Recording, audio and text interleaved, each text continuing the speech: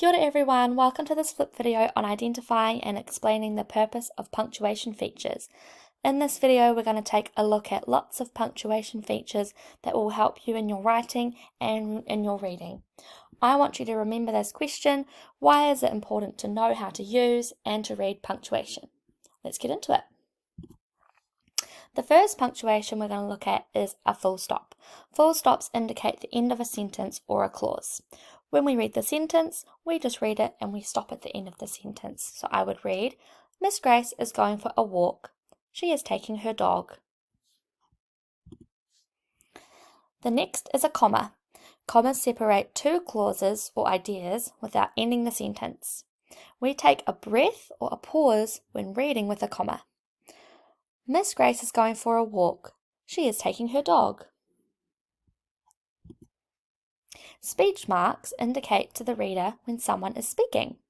These are usually followed by a comma, indicating who is speaking. I am going for a walk, said Miss Grace. I am taking my dog. Exclamation marks tell the reader when a strong emotion or surprise is happening in the story. When we read a sentence, our voices go up on the word that has the exclamation point. So I'm going to read this sentence like this. Miss Grace is going for a walk. She's taking her dog. Question marks are used when the writer wants to ask the reader a question. When we read question marks, our voices go up at the end of a sentence. I'm going to read this sentence. Are you going for a walk, Miss Grace? Are you taking the dog? See how my voice went up on dog? That's what I want you to do.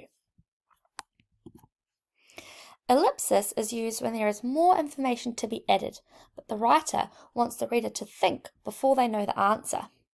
These are often used to build suspense in scary stories. Miss Grace is going for a walk. She is taking her dog. Parentheses is used to add information or thoughts that might be useful to the reader, but does not fit into the sentence structure. When we read these, sometimes they're usually thoughts that the writer is having. I'm going to read this sentence. Miss Grace is going for a walk. She is taking her dog, the big fluffy one.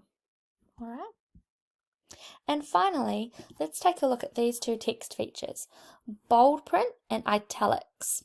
Bold print, the one up the top, makes words stand out to the reader, and we usually read them with emphasis.